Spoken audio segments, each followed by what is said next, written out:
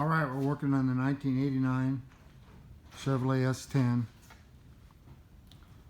and we're putting on a new brake drum. This is the old one. It's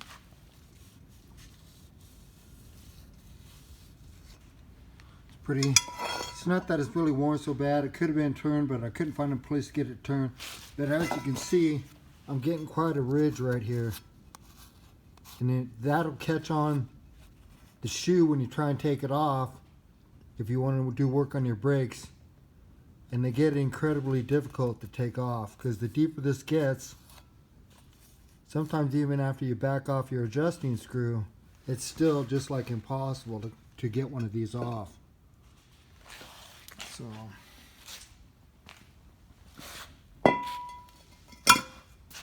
I'll see if I can get that turned maybe later. And then I got the new one on. I got it adjusted properly. What you do is you lock up the star wheel. See if we can get a look at that.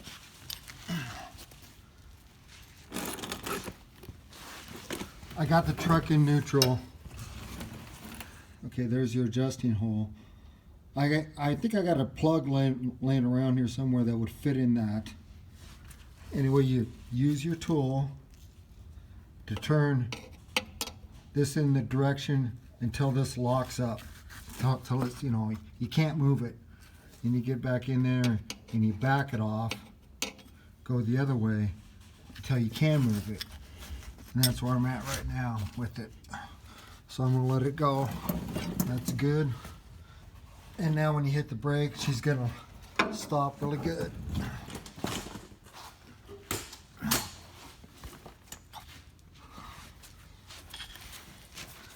This was also starting to have a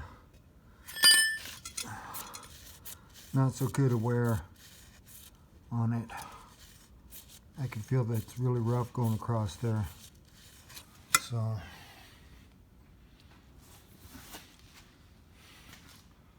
but if you got an old car and or a truck and you're just going to get rid of it, you wouldn't worry about that. But I got a brand new engine, transmission.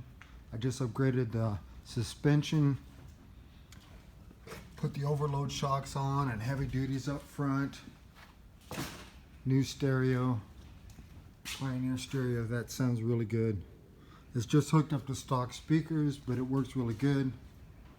Sounds awesome. And I've gone through the differential in this thing, and well, pretty much gone through the whole truck at least once now. It was a front clip-off restoration. So this is it for John Rudy with Rudy Racing. I'm signing off.